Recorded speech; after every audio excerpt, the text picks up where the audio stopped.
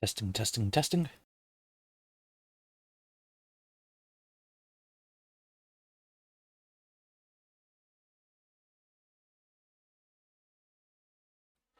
Okay, I think we're good to go. This time we're actually doing it when we're meant to, not like the other one where I didn't realise it was ongoing.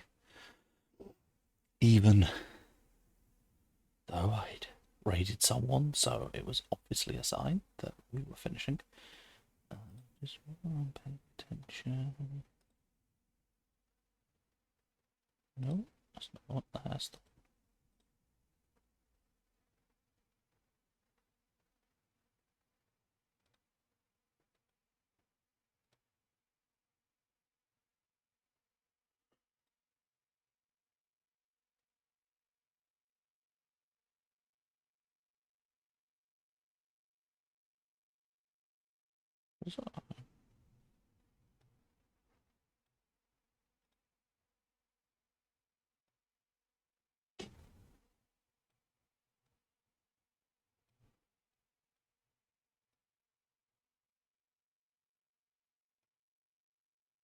Yeah. Sorry, just something I needed to edit. Right.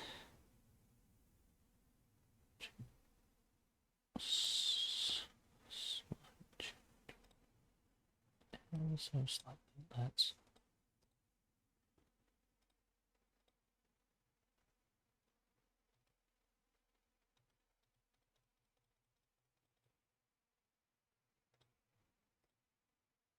okay. That should be good. Okay, so hi everyone. I'm actually doing this properly this time. So where are we? Well, to put it very bluntly, we finished. We did it. Ignore this. This is that's added stuff. So so yeah, basically we have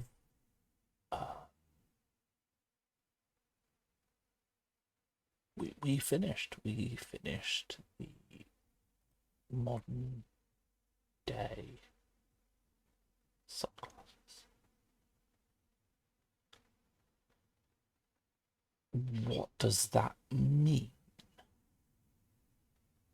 Well, I don't know.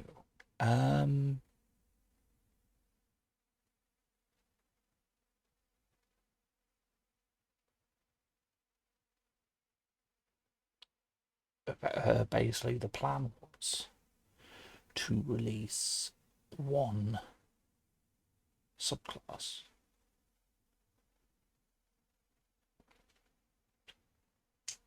for all of the core classes, plus the ones we work on for a modern day setting. As you can see, we've done that. The only one that we haven't finished is Scion, because I only came up with a hacking system last night. So,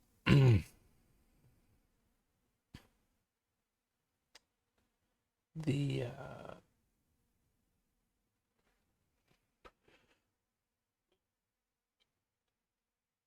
Scion is largely going to be me trying to work out how's the hacking system work, how can you play with the hacking system.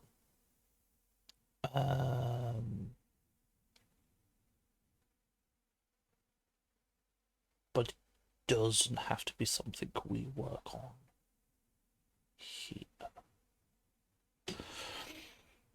So I'll quickly go through and kind of what I'll do is we'll start at the top, basically go through, we'll discuss what each subclass is, why did I make the decisions that I did, and then we'll have a conversation about where do we go from here. So you start with the cyberneticist. This is an artificer subclass. who is entirely based around the idea of cybernetic augmentations. The way I thought it best to work is you get some fancy tools as is normal. You get your spells as is normal. You get some healing spells, you get some enhancement spells, you get some tech spells. You then get a skill that gives you the medicine skill and gives you double proficiency if you're performing surgeries or dissections. And you have the ability to lightly alter the aesthetic of people. Basic characters in this setting are like, oh, I want to have cat ears. It's like, yeah, sure, why not? It's D&D. It's fancy. This just lets you edit the character as long as it has no mechanical effect. You know, it's not, oh, I have cat ears, so I have extra hearing. It's like, no, you can have cat ears. You just can't have cat ears that give you extra hearing. And then cybernetic augmentations is you get so many cybernetic augmentations, you get a few more as you level up, and effectively they give you a bonus. So you start with a laser cannon, which is nice, simple. It's basically a cantrip. You just get a cantrip that can shoot radiant damage at people.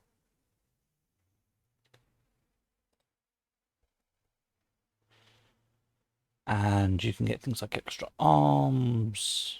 You can have kind of magnets in your fingers. You can have armor. You can move faster, punch harder, see better. It's standard. You're augmenting yourself. And then at 5th level, you gain the ability to basically hack into people because you're so good at cybernetics. So you can hack into constructs and augmented. Then at 9th level, you can start giving your augmentations to other players as artificer infusions. And then 15th level, you get a special modification for just you, which is mostly an extra attack, but it can be something like Inspiring Aura or Jetpack instead. It's a subclass that I wanted to be customizable to lean into the aesthetic and the fantasy of a cybernetic augmentation. Obviously, there have to be limiters to it, otherwise you could just make every single cybernet. If it's just you can make it, in theory, you could just make every cybernetic augmentation and put all of them in the party, and then you're all super gods. So I went with something that tries to roughly keep some balance in that you get some mechanical effects and you can give them to others, but at the cost of you're not giving them, for example, boots of elven kind, you're instead giving them these modifications. Then we have Barbarian Path of the Chem Warrior, which is when you're raging, you get some temporary hit points at the start of each of your turns, you get resistance to poison damage, and you're treated as a large creature for moving stuff around. Then it's you can, while raging, hold one two-handed weapon in one hand. You can only hold one that way. And you get a attack equivalent to what a number of monsters get, which is basically you move a set distance and then you attack and you can knock them to the ground. Then we have it where you have better chance on saving throws against being charmed and frightened. Basically, you can try to resist mental effects due to all the chems going on in your head. And then finally, the mutations due to the chemicals have altered your body, which means some of the benefits you would get from raging, you now get outside of raging.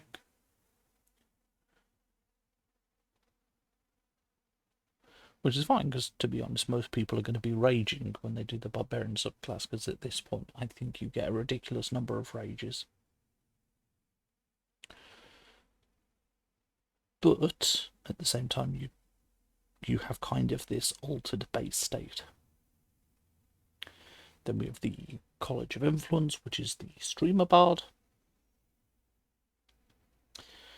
So this one is, you have a viewer count of 0 to 10. Whenever you take a rest, you roll a d4. On an odd number, decrease the viewer count by that amount. On an even number, increase it by that amount. Also, you can use an electronic device with the ability to stream audio and visual as your spellcast focus. Also, at third level, you have chat interactions, which is basically you can spend a bardic inspiration die, roll it, and check the result. It may be that your viewer count goes up and down with some of them. Also, you get a delay on this. You can wait. You can use an action to pick a creature in 30 feet to be the target of it, and you lose it if you repeat the ability or you've completed a long or short rest. And basically, this was the main thing, because you're trying to weave Artificer. The kind of the theme I wanted for it was a lot of customizable abilities to improve the body. With Barbarian, I kind of had the image of this far future Chem Warrior, that kind of dark future punk aesthetic that you sometimes see with near future sci-fi. And then with Bard, I just wanted to lean to being a streamer, so it's probably the first one we've come across which is a lot less aimed in the far future and more aimed at today. If you were to run a game set today, I would probably say, yeah, you could totally use this Bard subclass.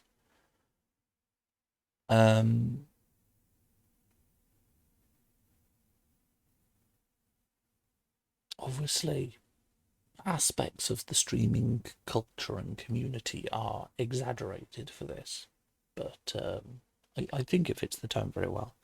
I mean, you've got follow, which gives you a buff to your mental stats for checks for a minute.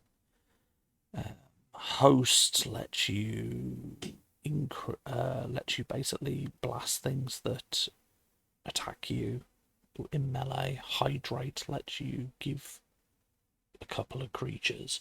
Hello again. Hydrate gives them temporary hit points. Subscription, you get some gold heroic inspiration.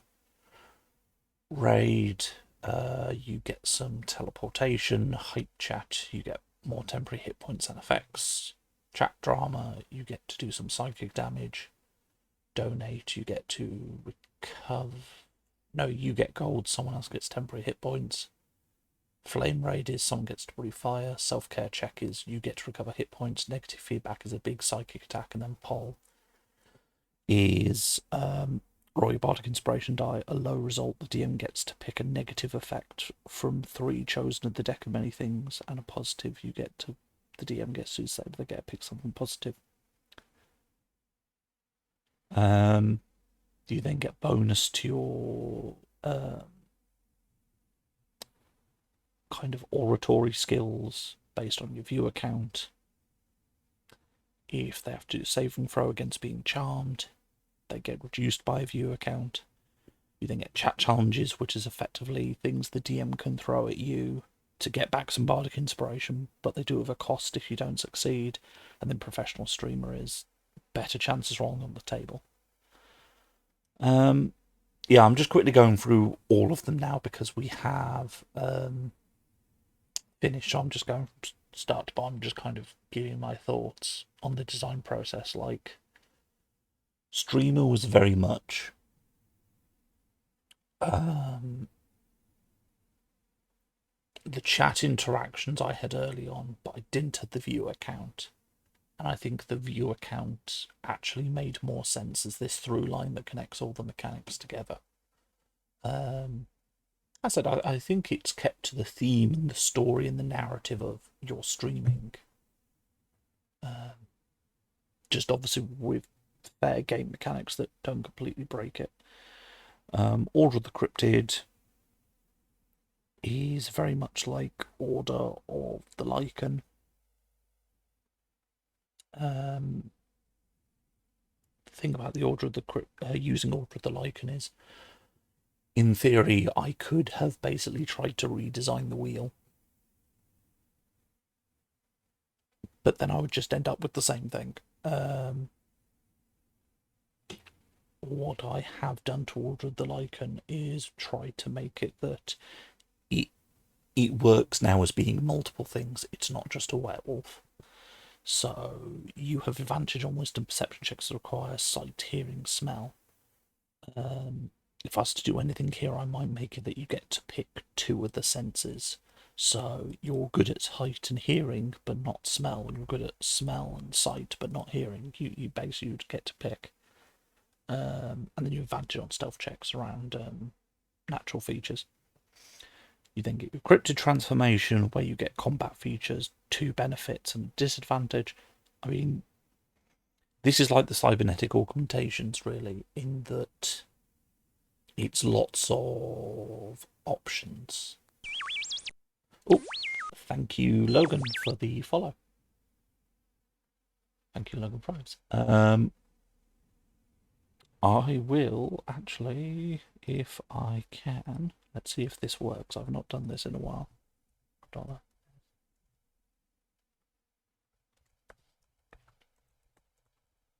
$S Logan Thrives. Did it work? Yes. The shout out were Logan Thrives. They're cool. And he was playing Sheltered 2 earlier. Folks should definitely give them a follow and check them out. But yes, like the key design choice here and for Cyberneticist was just giving players options and letting them hopefully come out of it with a character that suits their personal fantasy. So here you could be amorphous, you can have a swim speed and a breath and ability to breathe underwater. You can get stronger, you can drink blood to regain hit points, you can go invisible, you can teleport if you're not being looked at, you get dark vision, you get slightly stronger hide. Then as negatives, either you get into a rage and start attacking things when you're getting hurt, or you feel the need to feast on corpses when you see one fall to the ground, or it's just when you get critically hit, you explode in a psychic explosion.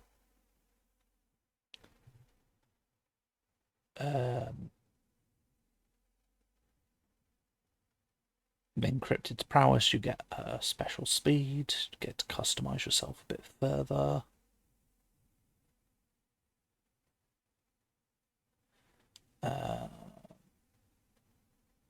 And then basically your melee attacks get a bit better to keep up with the damage that other classes can do, and then you get your mega supernatural effects. So if you get to give curses like Slender Man, Fightful Presence like a dragon, Future Sight a bit like Mothman, Paralyzing Agent like a ghoul, Generation, or Spellcasting. And then you get a couple of other effects, the big one being Blood Curse the Hunted, which is you pick a creature and then you get to teleport, because my thought for this one was largely a lot of cryptid lore kind of. A lot of the idea and the story with cryptids is kind of you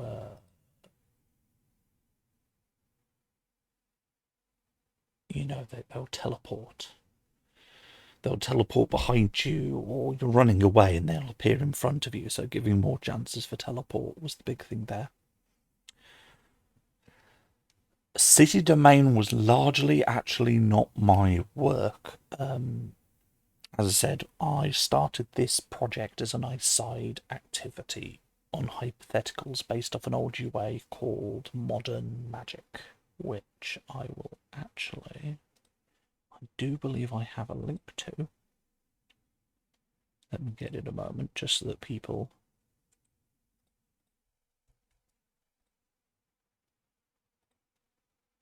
let me accredit the premise that I'm working off. So that link should lead to the old UA.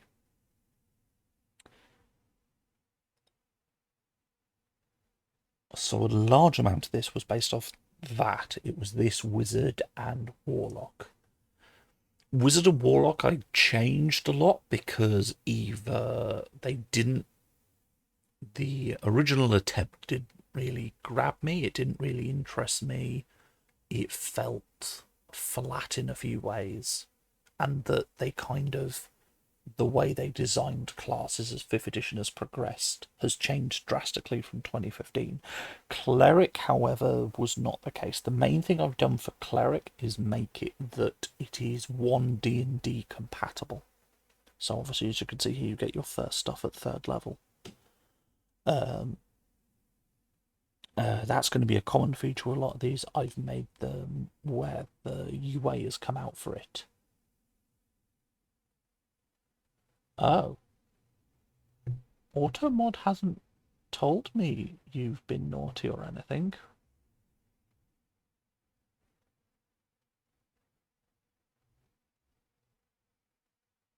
Why is it not? Hold on, let me... Oh, I wonder if it's Nightbot. Here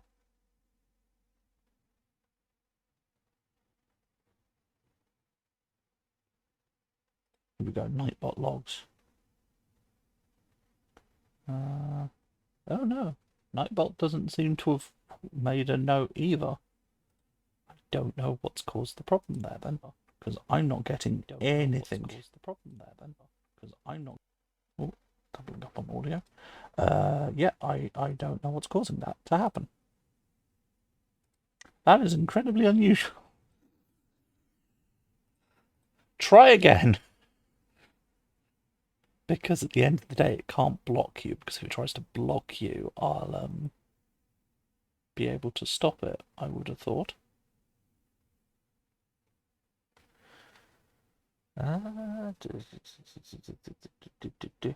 Weird.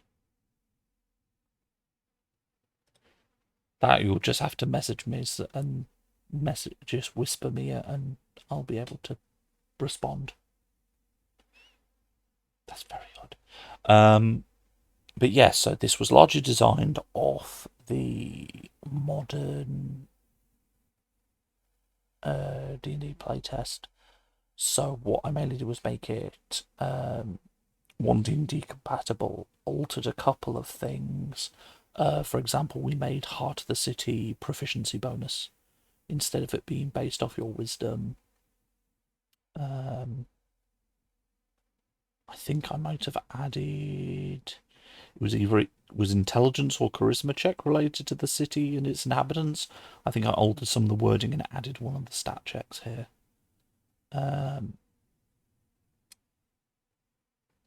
Spirit of the city, I don't think I really changed because I think it was very good as it was. Block watch, I did alter.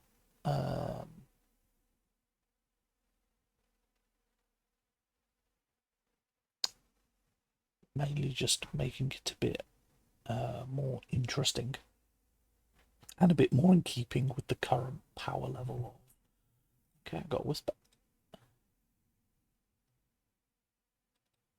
Cryptid should be fine. Oh, spooky is because I have blocked that word, because unfortunately it is a word that a lot of Americans in the 80s and 90s basically turned into a racist phrase. I don't know why it doesn't like cryptid. I'll have to look at the blocked words, but I don't believe cryptid is in the ban list. No, it kind of came out this Halloween when there was a big push from the black community basically going, hey, can everyone stop referring to stuff as spooky? And I obliged, because let's make this as inclusive as possible.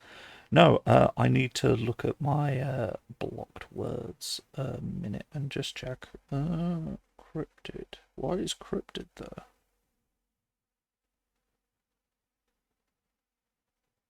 Oh, I know why.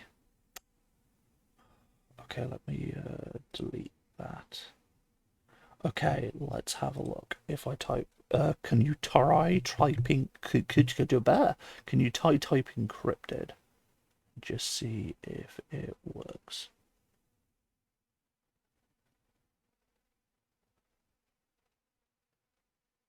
Yay! Yeah, I realised why I did the thing to stop people doing numbers where you put asterisks in instead of certain characters, and unfortunately, cryptid, while not the intended word to be blocked, magically has the exact right combination of letters to, unfortunately, be caught up in the problem.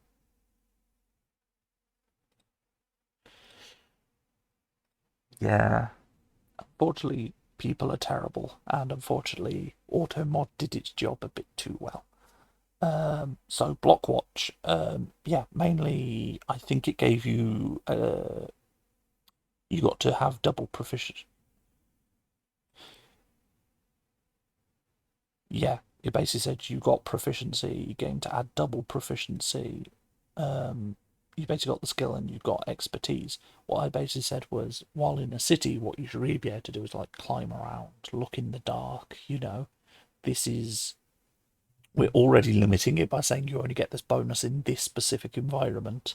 Let's also have it that yeah, because it gives you dark vision, and then while in an urban environment, you get the other bonuses.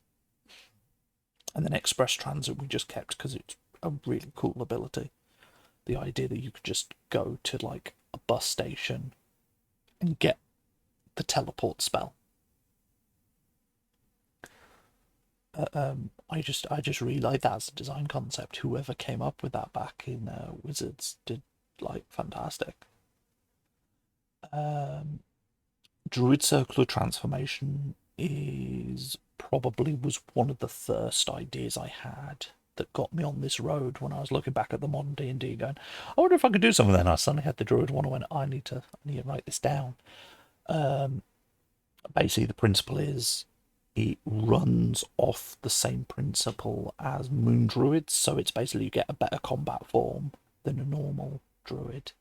So at second level, when you wild shape, you have a few benefits. You get +2 bonus to armor class.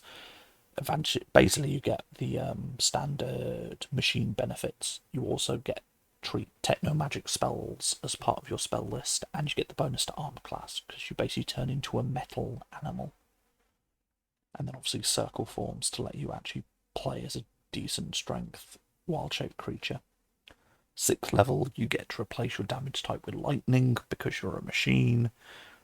Transforming wild beast shape is basically it follows the same rules as wild shape. Your hit points for the animal form are still the same when in vehicle form, but basically as an action you can transform into a vehicle or vice versa. And if you're a medium or smaller creature, you can turn into a bike. If you're a large or larger creature, you can transform into a like jeep, and that includes some stat blocks. Uh, and then basically you got the benefits of being a construct and electrical strikes while not being in. Technically, I should italicize these. Um, while not in beast mode, it's a bit like the barbarian, where it's basically your capstone is you get some of the benefits from earlier in the subclass when you're not doing the trigger, but while you're doing the trigger, you also get other bonuses. Uh, and yeah, you just get a 2-wheel vehicle, forward vehicle. Um,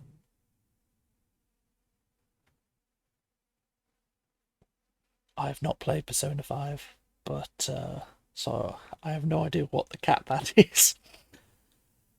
Um, then you got the driver. A lot of these have basically proficiency. You get proficiency in firearms.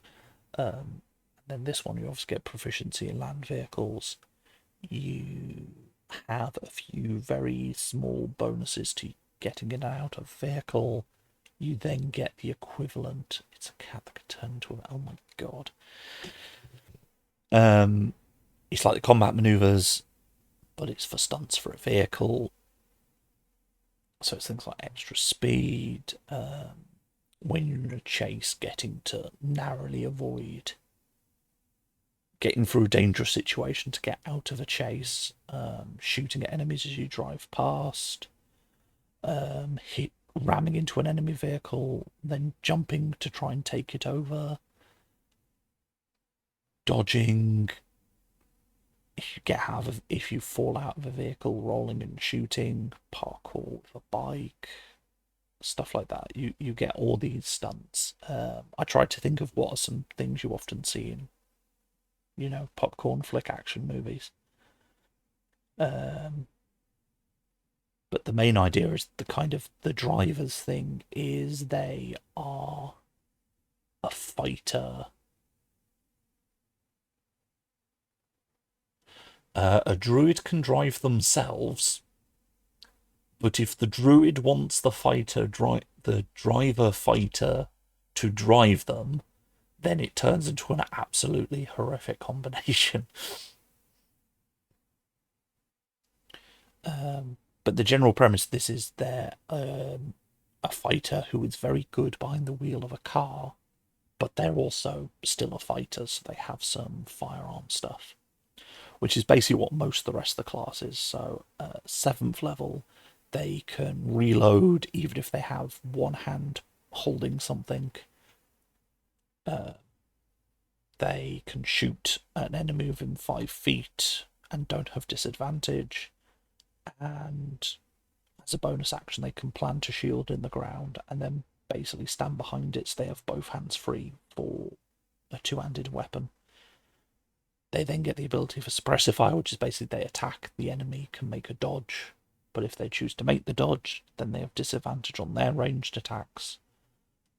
You get some bonuses to basically being a driver still, and then your capstone is you get a better stunt die and you're slightly better at reloading and shooting. It's not the most exciting class, but I think there was very few ways to actually modernize the fighter, because a lot of could you go, oh, the fighter could do this, oh, the fighter can do that. It's like, well, if I give any other fighter subclass a gun, they kind of already can do that.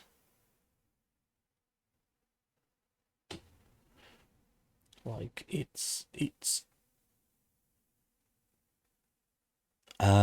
the druid can only cast spells as a motorcycle if they can cast spells as their wild shape. The vehicle follows the exact same rules for wild shape as the animal form does. Urban Freedom is the monk. It's based on parkour. I think you can see for a few of these where basically some of these I had instantly a concept. So Druid was I want to be a Beast Wars Transformer, whereas Fighter and Monk were very much me going.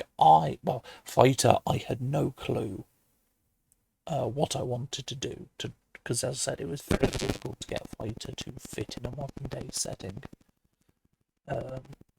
Not because it's impossible to give a fighter a gun, it was impossible to give fighter a gun and make them interesting compared to every other subclass there already is. I'm also aware that the gunslinger from Critical Role is about, which is why I wanted to very focus. Ooh.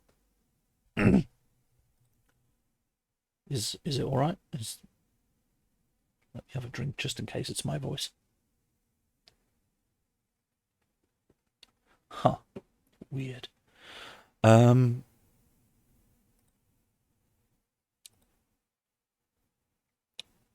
yeah, the fighter gunslingers very much felt to me like a one-handed gun class. I might have spat the mic accidentally. I don't think I did, but I must have. Gunslinger's very much a one-handed firearm fighter. So I went with, well, okay, let's make it a two-handed firearm fighter. How do we make it interesting? And then that's when we ended on Driver, because it then gave something that keeps them being somewhat unique and interesting. Um, yeah, and then we get to Monk. Monk was one where I kind of went, I want Monk to be parkour. I had two problems, however, with the Monk. The first problem with Monk is I've never played a Monk. I've seen other people play Monk, but I have never played Monk. And it's something you only really get a good grasp of if you're playing a class is kind of the beats. If that makes sense, that there is a beat and a rhythm to every subclass, and if it's done right, every subclass kind of follows the beat.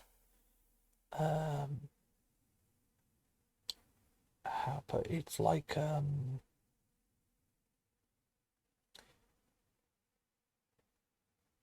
mean, Artifice is probably the easiest one because it does have the fewest. It's kind of like you start, you always get some bonus spells, a tool proficiency, and an effect. You'll then get a different effect. You then get an upgrade to the first effect, and then you get a capstone.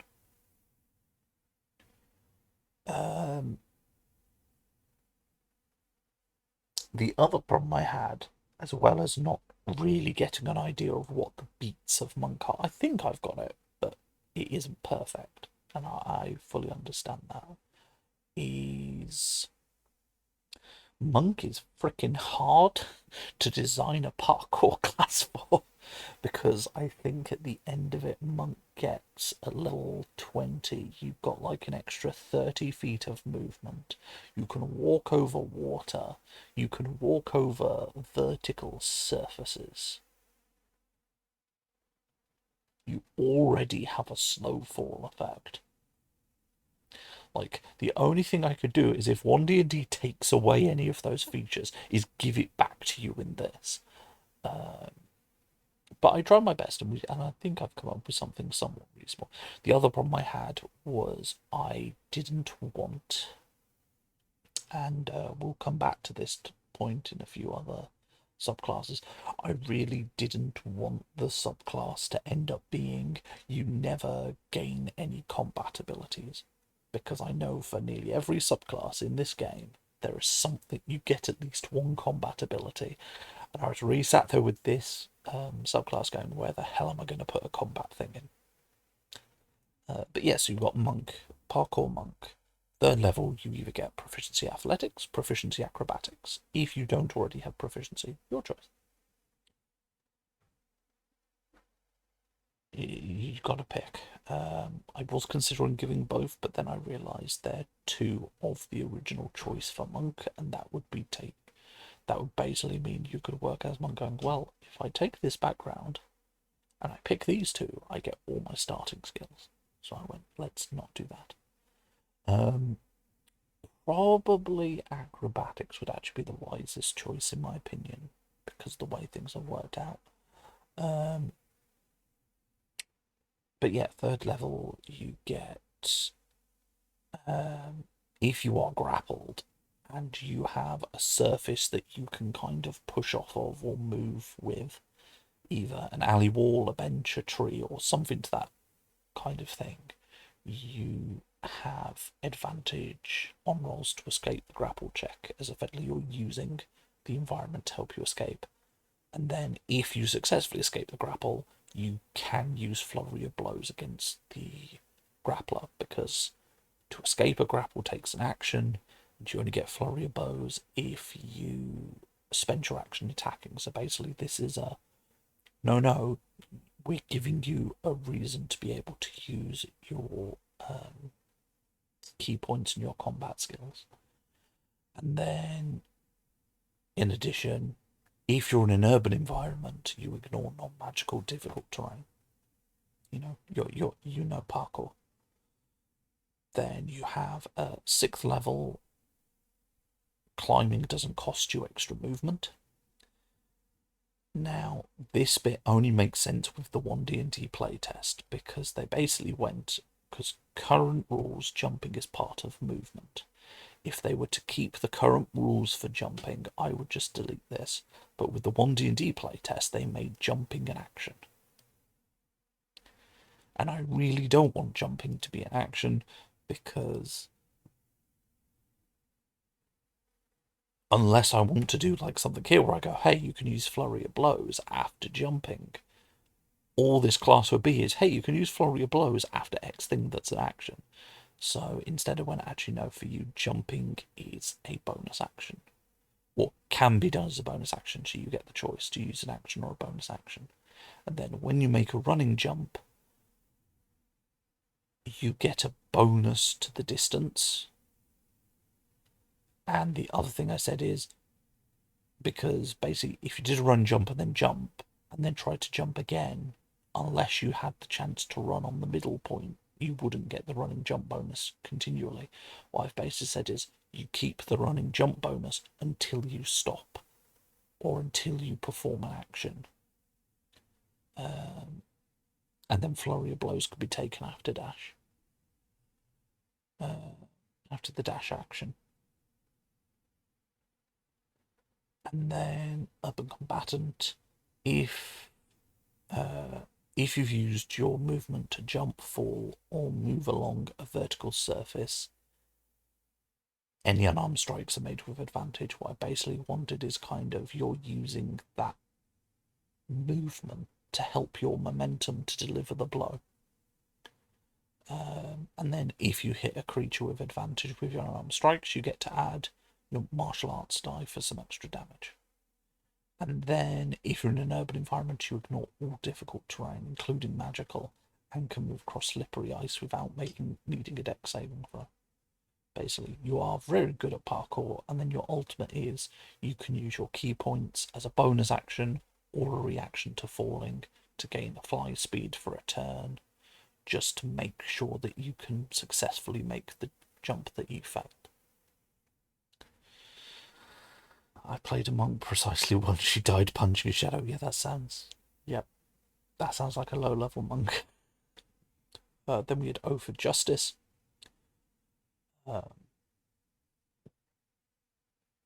Oath of Justice accidentally ended up being very much a support paladin, which I think is fine, because personally I think the paladin core class has a lot of good combat abilities. It doesn't need more combat abilities. Like, you have Divine Smite, that's partially the reason why there are no combat really spells here. There are spells for like getting out of binds or stealth or getting the truth, and the healing, but there's no combat spells because you're a paladin. You have Divine Smite if you need a combat spell. So yeah, basically you get two things. You get Riot Bombs, which is basically you pick a point in 30 feet, you throw a smoke bomb. It has a radius of 15 feet of the 30 feet point. Creatures you pick have to make a dex save, or they're coated in paint, which basically you get to pick a colour of. It glows. Attack rolls against them are made at advantage. And you can see the creature is invisible because it's covered in paint. All other creatures in the smoke are invisible, because under the 1D&D rules that means you can't target them, and you have disadvantage on attack rolls, which is what I wanted. The key thing to keep it balanced, though, is creatures in the smoke cannot see out of the smoke. But it basically gives creatures that you want to support a turn where they can recover while your opponents can just get hit. And then the other challenge ability is some healing. And then you have an aura that gives temporary hit points, and then another ability that gives temporary hit points. And while I'm aware that temporary hit points you can only ever have one, The second temporary hit point is very much, you've done the thing, you've done the speech, you're giving up a turn. You are giving more temporary hit points than the aura, and your temporary hit points from here have a bonus, but you've got to spend the time and the resources to doing it, whereas the aura is just this constant background level.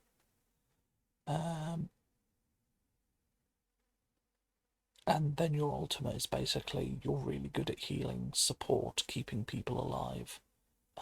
Your melee attacks can mark enemies, like your pain bombs. Scion technically hasn't been finished, but I'm not considering this part of the thing, because technically Scion wasn't going to be done until I did hacking rules. Hacking rules I came up with last night. Basically, this will be these will be tight hacking, don't worry about it. We might do some of that design later, I don't know. But we'll see how long it takes for me to go through all these. Urban Explorer is the Ranger. Now this is one where I had a concept. I thought the concept was terrible. I then went to other people and went, hey, well, what should we do for Ranger? And then other people basically told me my original concept. So I went, oh, cool, I'll do the original concept then, which was this Urban Explorer. It was about researching. The concept I had was, this is the person that kind of, when nature and civilization are meeting, are in long forgotten abandoned places, or there are nooks and crannies out of sight and out of mind. So this ranger is about primarily finding those places and then checking in on them. So obviously their spells are very exploration based. Legend lore, speak with dead, spider climb, comprehend languages. There is banishment, but for the large part it's exploration. So what you basically have is at third level you get proficiency in sleight of hand and thieves tools. You get dark vision to 60 feet. Unless you already have dark vision, that goes up another 30. And you can perfectly recall paths you have travelled within the last month. Basically, it's, you're going to explore the sewer, you're not going to get lost. You go to explore an abandoned warehouse, you're not going to get lost. Your party might, but you won't. Then you have Adept Researcher, which is very wordy. It's basically, and this is another one of those one D&D designed things, in that one D&D has added the study action, which is amazing, because it basically means, instead of a huge sentence describing all these intelligence checks, go when you use the study action. So in this case, it's when you use the study action in, say, archives, a library, the internet, in a repository of knowledge, you have an advantage on skill checks to research local structures, locations, and folklore. And then if you find any information, you can accurately recall it for a month. After that, it's recalled as per any other memory, but basically for that month you can perfectly recall blueprints to buildings, video and audio records, images. Basically, between the two third level abilities, if you research a place before you go in and then get lost while you're in, you'll never be lost while you're inside, as long as you spend the time preparing. The more I think about it, the more I'm like, this is really a Call of Cthulhu subclass. This is from someone who has played Call of Cthulhu and knows the basic premise of Call of Cthulhu is always research wherever you're going before you actually decide to go there, because otherwise you'll die. This coming from someone whose only Call of Cthulhu experience was going into the abandoned house and then dying, because I didn't do any research, neither did the rest of the party. Except for the one person who decided to get a building permit to get the house torn down. They were the smart member of the party. They never entered the abandoned house.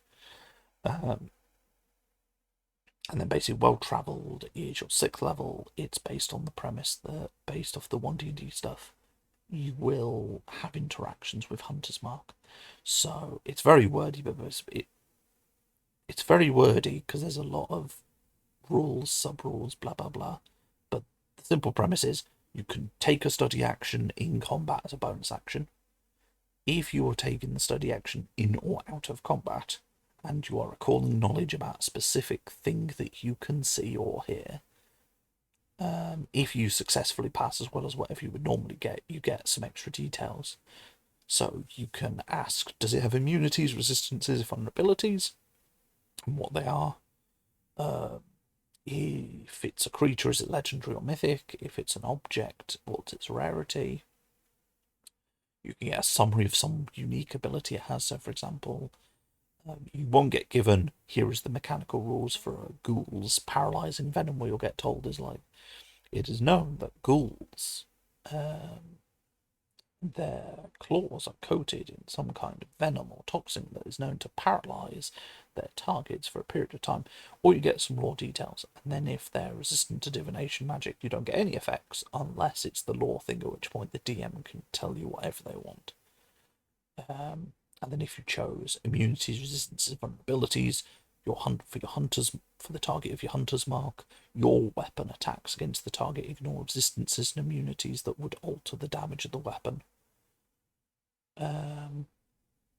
It doesn't affect anything extra stuff given by spells. And then you have Trusted Explorer, which is basically you are proficient in wisdom saves and advantage against being frightened. In addition, you can use wisdom instead of int checks for all the study action. Basically, over time, actually, I've realised you're just improving your study action. And then there's 14, which doesn't have anything to do with the study action. It's basically, if you get hit, it's the first thing is, if a creature gets hit by Hunter's Mark, it effectively also gets hit by Fairy Fire. And then, if you're hit by an attack roll, as a reaction, you can basically get a free cast of Hunter's Mark on the target, and you get information as if you had successfully made the study roll from the well-travelled feature. So you get a fact, you get Hunter's Mark, which then also means it's glowing. You're getting punched for full damage, which is different to all the other Ranger stuff, but in response you're getting some information and get a free Hunter's Mark. Cyber Operative is the rogue. This was meant to be something very different, but I like where we ended up. So originally the design concept was this would be a rogue subclass who's entirely about basically being focused on heists and having the ability to teleport through the web. That was their thing. When instead what they ended up being is cybernetically augmented. They have tools in their forearms, hackers' tools and thieves' tools, and they have implant charges which they can spend for abilities. So third, they can spend implant charges to re-roll a d20 for a failed ability check using a skill or tool which they're proficient. This one we'll get to when we cover the hacking rules, but basically this means that they don't need to buy an augmentation to deal with the hacking system. They can just do it for an implant charge. And then Safe Cacker subroutine is, as a bonus action, they can use Cunning action to do a sleight of hand check. You then have Tech Sense, which is basically the other third level ability. Is like Detect Magic, but for technology. And then you can focus on a piece of technology to get some bonuses on skill checks, but you've got to focus. And then you can also, while you're looking around for a charge, work out if there's a trap. Basically, all of these have a extra program that if you spend a charge, you get something. 6th level is you get some swords in your arms. It's a lot of rules for basically having deployable swords in your arms. The key thing is, if you see a construct or an augmented hit 0 hit points within 15 feet of you, you can use a reaction to regain an implant charge. If you used your inbuilt swords to reduce a construct or creature or to reduce an augmented to 0 hit points, then you can do so without using a reaction.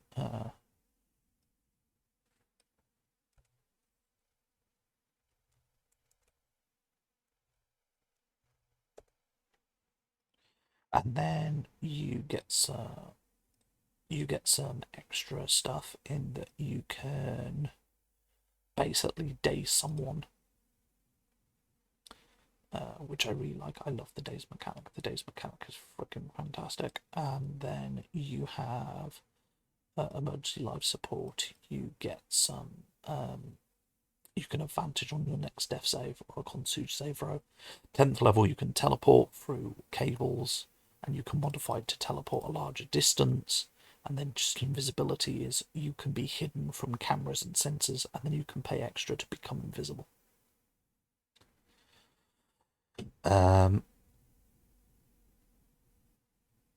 Here's where we get weird.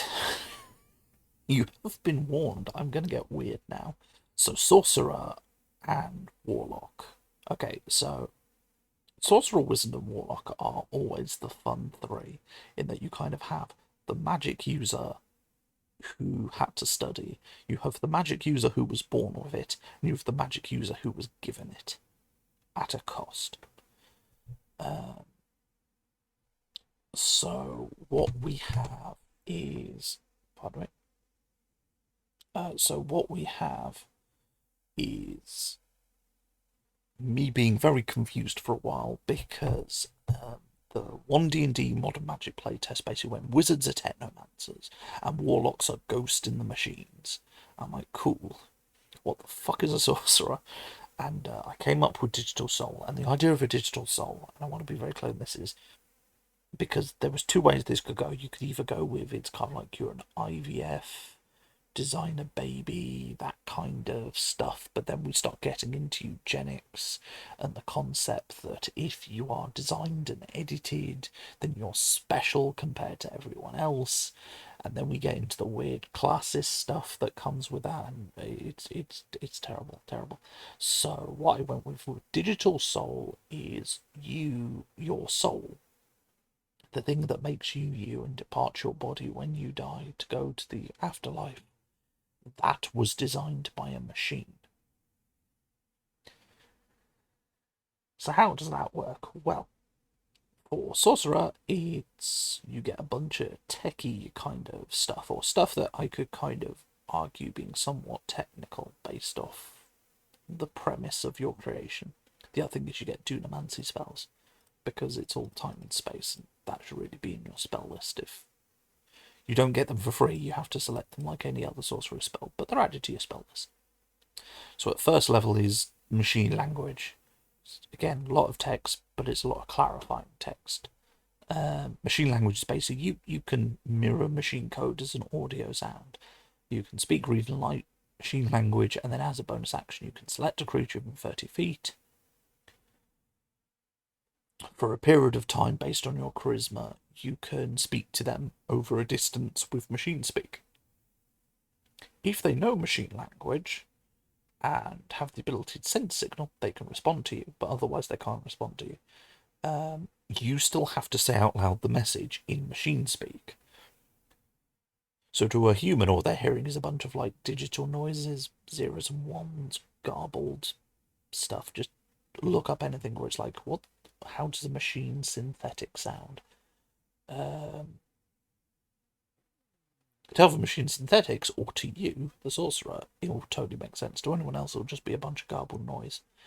And then when you're in the digital space, which again will make, basically, again, you get the weird hacking thing that we'll get to in a bit. And when in the digital space, you can communicate in the real world using this ability. Digital spell casting is basically you can use your side points to cast spells, and when you do, they don't need a material component unless they're consumed, and you can replace the damage type with lightning or thunder. And then if you cast a spell this way, you can either attach one meta magic to the spell for half the cost, or two meta magic, one at the regular cost and one at double the cost, as you're basically editing the spell in a digital fashion. At level 6, you can make intelligence and charisma checks when interaction with machines, devices, augmented or constructs. Your proficiency is doubled. So if you're trying to work out how a machine works, you have an advantage. sorry, you have double proficiency. If you're talking to an AI, you have double proficiency. Customizable avatar. I accidentally might have made Sorcerer a queer icon. I basically went, you can completely customize your aesthetics, because to you the physical body is no different from an avatar in a video game. And as long as it has no mechanical effect, you can change whatever the fuck you want. As long as you maintain, as long as two things are maintained. You're recognizable as your creature type. So if you're humanoid, you still gotta look like a humanoid. If you're a fae, you gotta look like a fae. How you choose to interpret those words is up to you, and you must have a body type similar to your own. So, you know, if you're playing a human, you have to have 2 arms, 2 legs in a rough arrangement similar to a human. The only exception to this rule is that you can have construct-like elements no matter what your creature type, because effectively the concept of the story is your body is better suiting the digital soul underneath. And then as a bonus action, you can spend a sorcery point to transform your body. Effectively, you can get disguise self, you get blind sight, special speed, don't need to breathe, resistance to poison. Basically, you can be a bit more constructy. And then transcending organic limits is where we get to the weird. This is the weird bit. With a day of performing the appropriate rites, you create a thing called a shell. This shell is a formless, grey mannequin.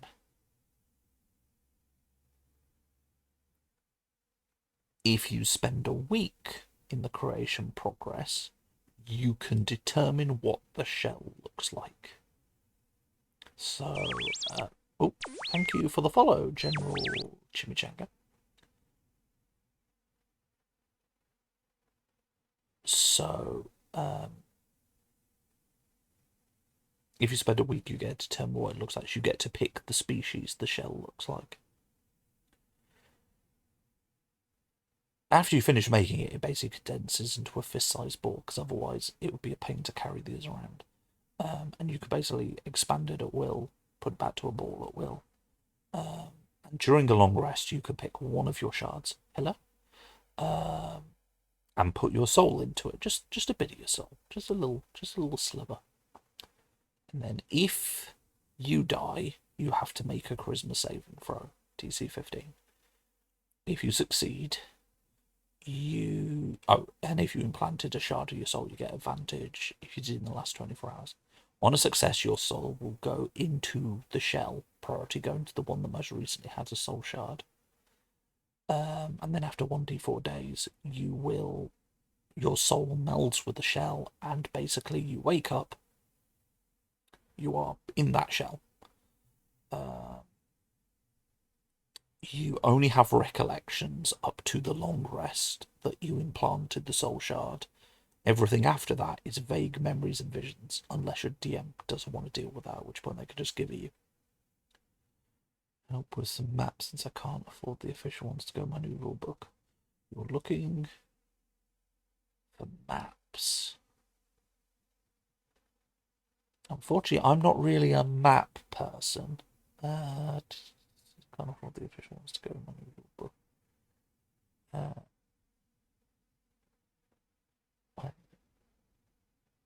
If you're writing a rulebook and you want maps to go in the rulebook,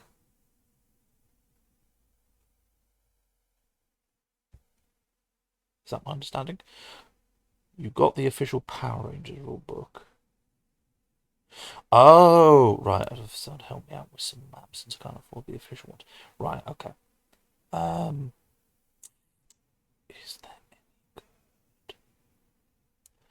There might be some free map makers.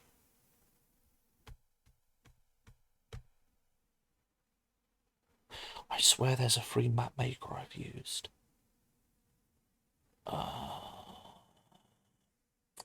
Give me just a second.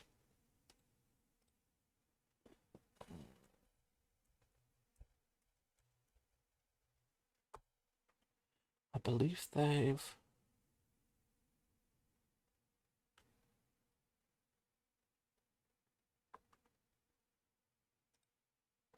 Are you looking at world maps or battle maps? I should probably have asked that first, really, because that's two very different things.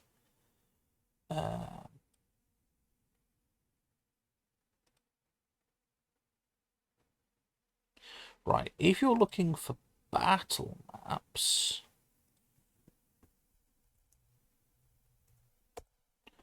Are these the ones who do it?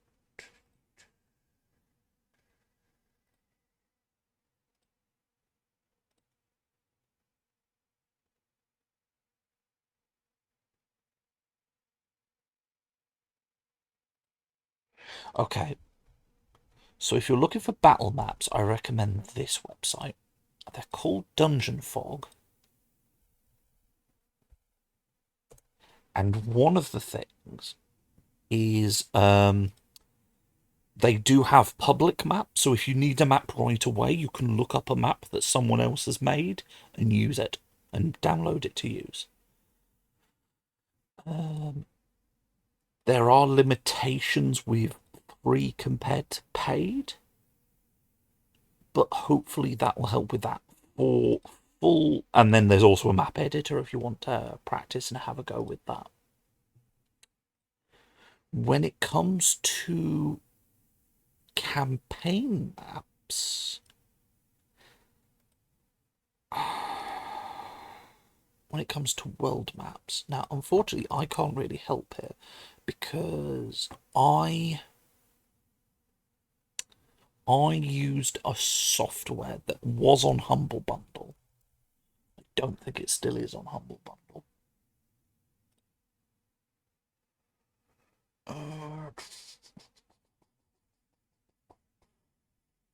I don't think it is anymore. Let's look at all the bundles. Ooh, hello, there have been some new bundles since I last looked. I'll have to look at these later.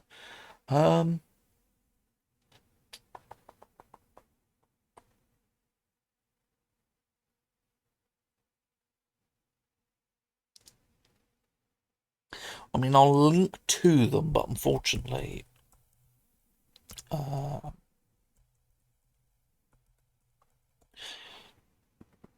unfortunately for world maps, there's not really much I can help with. I said Dungeon Fog's pretty good. Your best bet probably if you need quickfire, because the problem is everything's going to require you knowing a bit of CAD, really, or knowing some paint software techniques. My best recommendation is, because this is what I've done personally, is bite the bullet for world maps and I'm just going to use MS Paint. We're not going to be precise. We're not going to be super specific. It's just so my players have a rough idea where general features are. We will we'll just do MS Paint. I mean, I can show briefly. There's only one world map I've really ever done, which is this map, which is very bad by world map standards. Like, this is absolutely terrible. But this is using the software I was going to link, and this is me being a beginner who knows very little. It was called Campaign Cartographer, but it is proper CAD. The thing you have to be aware of is it is proper CAD software, computer-aided design software. So it's not the most user-friendly. My personal recommendation is just if you need something free and quick for world map, either go paint and go, you'll maybe look into developing your skills with one of the more CAD-y softwares later. Or my other advice is see if there are any what's the phrase? Is an image that doesn't have that the public can use. It's like uh, public domain. See if there are any public domain world maps you could use that catch your interest and look roughly right. Because if you're running it for yourself, because this is the thing, if you're not writing, because when you first said my rule book, I was like, oh god. If you're not writing, if it's a home game, at the end of the day, you can use stuff from the map is just the one map is just Angel Grove. In that case, would it not be wise? There is probably someone has done a map of Angel Grove before. Just look it up and use that, because if it's for a home game, at the end of the day, it doesn't really matter. Just find a map of Angel Grove that a fan has done and just use that and go right where you want him to go.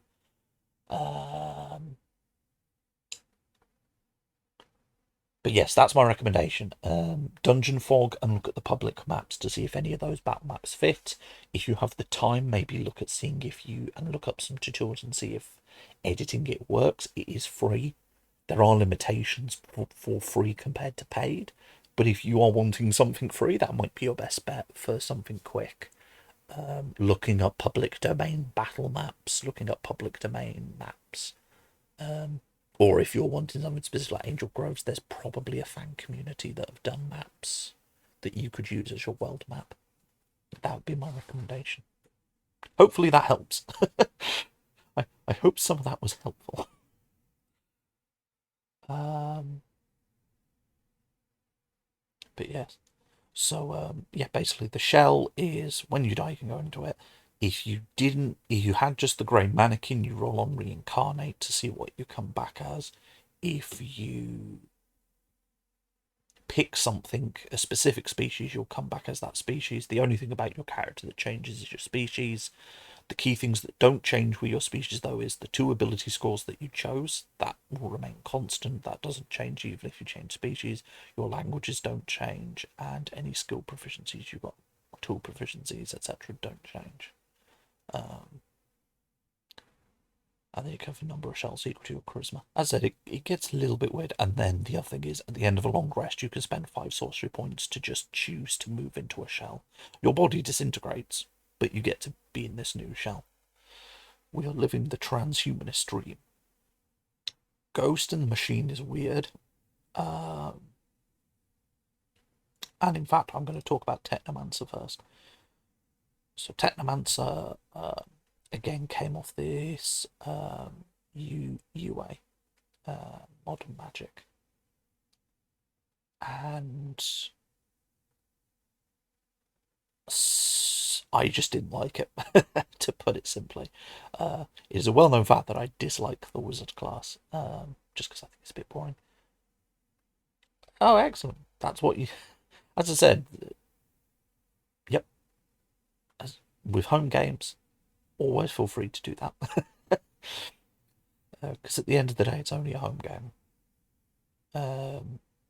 But yes. Basically, I find wizards boring. I find wizards subclass that do stuff like, I'm just going to modify this specific spell school boring. So what I decided to do was take the Order of Scribes approach and go, let's modify wizard with the premise of, if you were a wizard who replaced a spell book with a mobile phone or a laptop, what would happen? And that's what we ended up with. So in this, you have to have a device with the power of a tablet that gets to replace your spell book. You get some special stuff like it counts your spell casting focus. When you cast a wizard spell, you can treat the spell as a techno magic spell for reasons. When casting a techno magic spell, that's the reason. You can replace the damage type with lightning. And then after the spell's been cast with lightning damage, until the end of your next turn, your unarmed strikes or metal melee weapon strikes can replace their damage with lightning. No, this is so basically what happened was I've taken a break from what I usually do, which is writing a class for 5e D&D called the Scion, which is based off the old Mystic UA and some horror adventures I've been writing.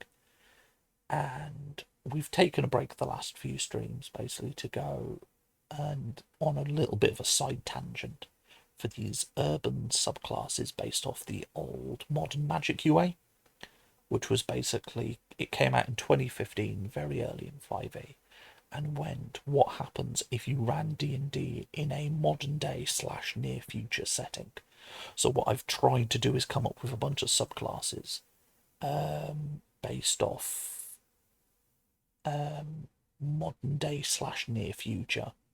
So there are some which are very much modern day. So for example, there is a streamer bard, there is a cleric domain of the city, there is O for Justice paladin, which is like an activist, parkour monk, urban explorer ranger, and then there's kind of near future cyberpunk-ish. You've got the cyberneticist artificer who's all about body mods. You've got druid circle of transformation, which is all about metal wild shapes and turning into vehicles. To be fair, it's mainly the casters and casters barbarian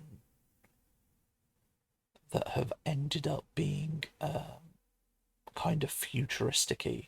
The melee classes are all very much, they could exist now, except for rogue. Cyber operative could not exist now.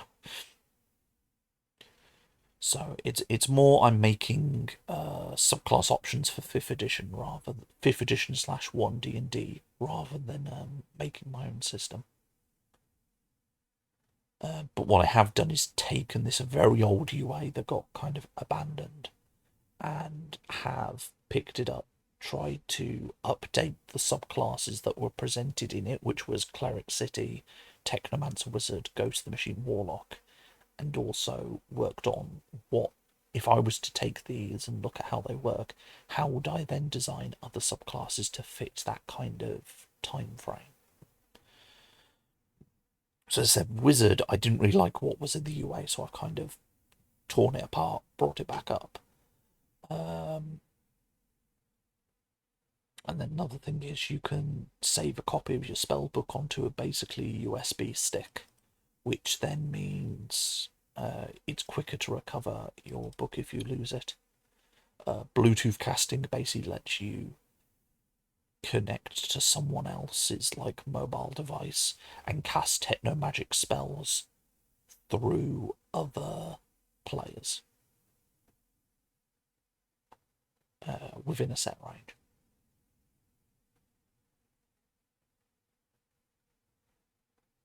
And then you have online casting, which is just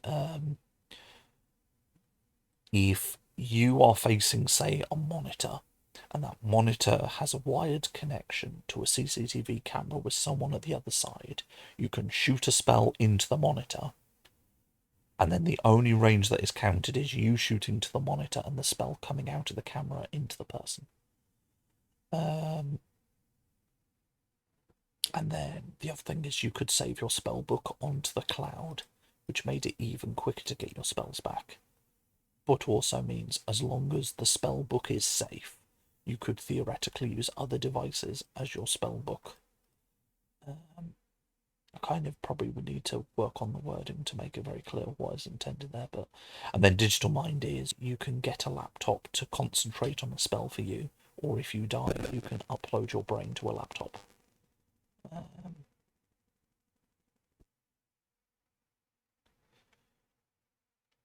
And then there's Warlock, which is the other one where I had an issue with what they gave me, because what they gave me didn't really have anything. Because the premise they gave was basically Ghost of the Machine is either you've made a pact with an AI or the ghost of a dead hacker who's living in the system, and that was all they gave you. So what I did, spells I'm not really going to touch until we see the 1D&D playtest.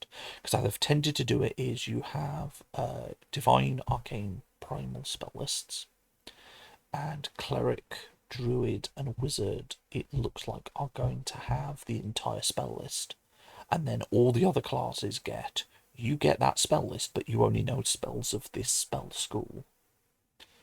So I want to see what they do for Warlock before I decide what goes in here. But first level base, you can temporarily disable devices. All of them have a cost of the pact, which is technically a mechanical bonus because you are gaining something that normally belongs to a construct creature. You also gain a flaw, and technically it's you pick a flaw that best reflects the change. So for this one, I did you get resistance to poison damage and advantage on saving throws against being poisoned, and the flaw you get is, if I can prove my value, I become a resource worth maintaining, which is a great mindset for any warlock to have.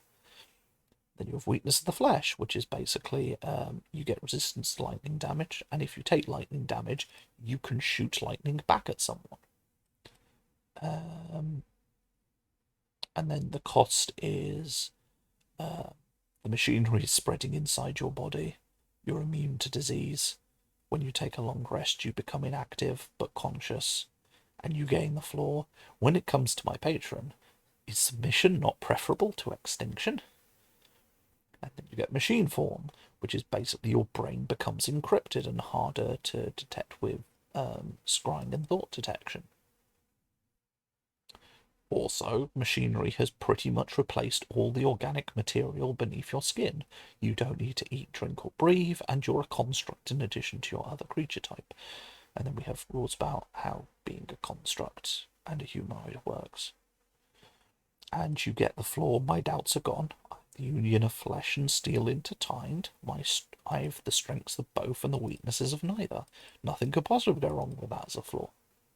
And then finally, you get the ability to punch people and infect them with a technovirus that converts them to machines.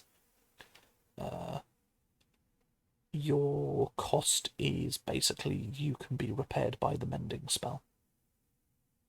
And you age slower. And you gain the wonderful flaw, I am perfection. We are eternal. We are the pinnacle of evolution and existence. So we ended up with transhumanism of what the body is ephemeral. Upload your brain into the thing, and I'm basically body horror machinery. And then we came up with some hacking rules. We came up with some rules for creature types.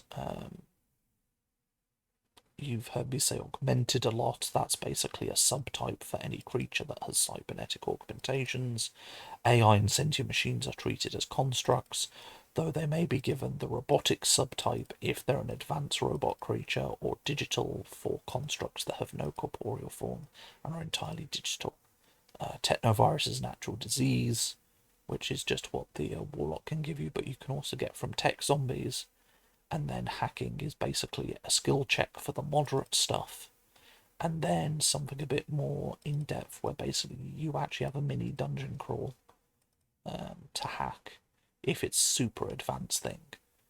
But you have devices that let you jump into the internet to do it, which the rogue, the sorcerer, and the scion have for free. I think someone else has the ability to jack in as well. I can't remember. A few of them have the ability to just basically jack in and do it themselves. Others will need an implant to do it. Just to stop the problem of, which I was reading happens a lot, where basically someone goes, I'm going to hack, and then it's basically the rest of the table have to sit and wait for the person to complete the hack. Whereas if you go, there are these methods of getting a group to do the hack, then it's just a skill check, then you reduce that table bloat. Now, technically, this was a side project and a distraction to let me not have to think about the scion or horror adventure writing for a bit. And technically, it is done. While I still have to write the scion, that was kind of a bonus. I've done what I promised I would do, which is all the core classes and Blood Hunter. And I've gone a bit further because I actually wrote some hacking rules. If I was to take this further, I would finish the Scion. I'd come up with hacking effects for it. If you want to hack augmentations, weapons, or constructs, what effects could you do that don't completely break the system? I would also probably come up with some proper driving and vehicle rules because 5th edition is very light on that.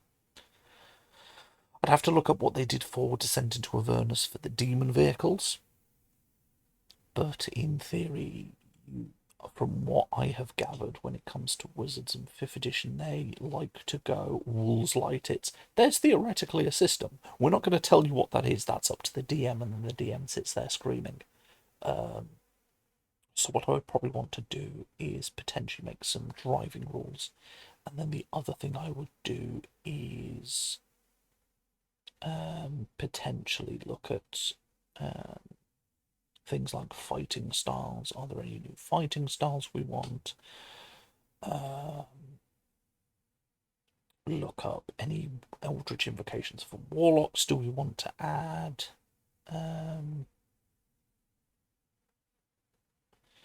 Are there any kind of infusions for artificer, that kind of thing? You're looking at the systems that exist and seeing if they want to be expanded for this setting. And then the other thing to do is look at the spells that came with the UA, modify them, see if there are new spells we want added. Because we're doing Scion, are there any psionic powers we want added? The question is, do we actually want to do this? Because as I said, it was a thought experiment. It's a thought experiment that's had a lot of tangible mechanical results, but it was a thought experiment. So the next question comes, do we want to call it there and go back to work, back to the proper work as it were? Or do we want to keep going with this to see where the experiment ends? Because we can keep going, as I said, there are definitely things we can do. We've got to modify Scion. We've got to finish the Scion. We've got spells, powers to modify, rules for potentially vehicles, complete the hacking system.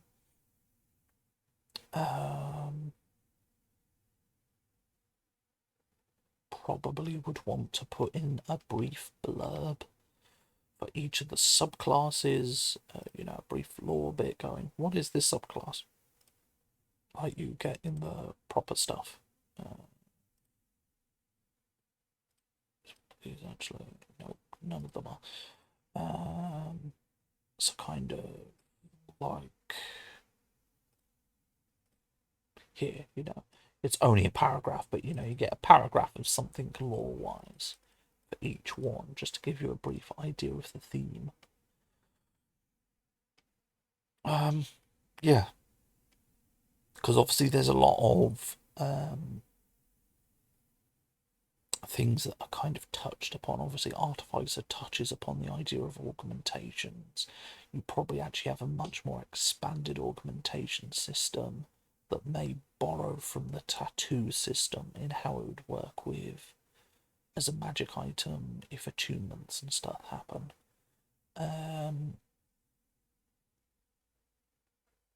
Obviously, theoretically, you could argue you have an entire chem system with a barbarian promises. You've got vehicles as promised by Druid and Fighter. There are definitely promises that we are making. The question is, do we think we should continue? To which I open that to chat. Chat, do you think we should, as the line would go, do we see where the experiment continues? And see where the logical end step is?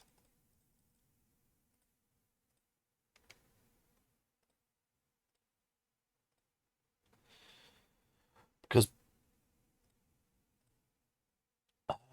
partly I like these streams because they help me focus, but of the same token, if all I'm doing is boring people, then there is no real point me continuing down with this current this current idea of experimentation. We can go back to writing adventures or stuff like that.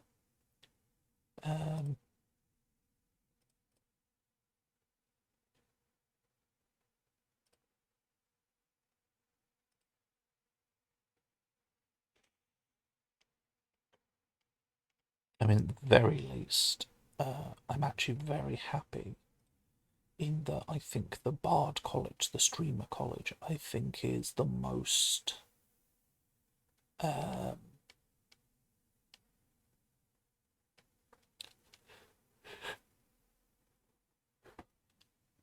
do I put it's there's this concept of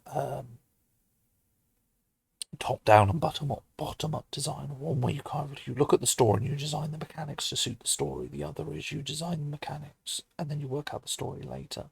There's this kind of separation, whereas I think the Bard College actually manages to marry the mechanics, tell the narrative for it. There isn't a narrative and then there are mechanics. They're blended very nicely, which for me is a person who is doing the games design is something I'm very pleased and proud of. But I will probably actually put this on the Twitters. I'll probably put it out there on public for people to give feedback on. But yes, I think that is probably enough for today.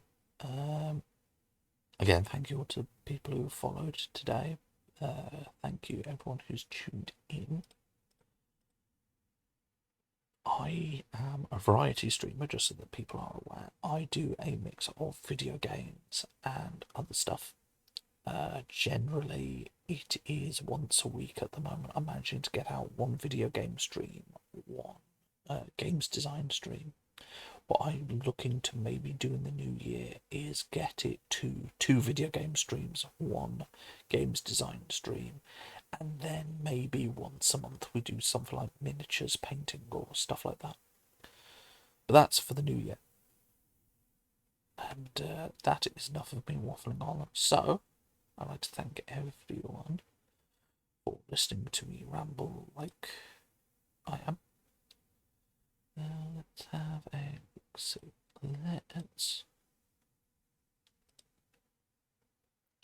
let's go see Shelley Von Miller, who's currently doing some Minecraft. So yes, I'd like to thank everyone for coming and everyone for joining, and we will hopefully see you all next time.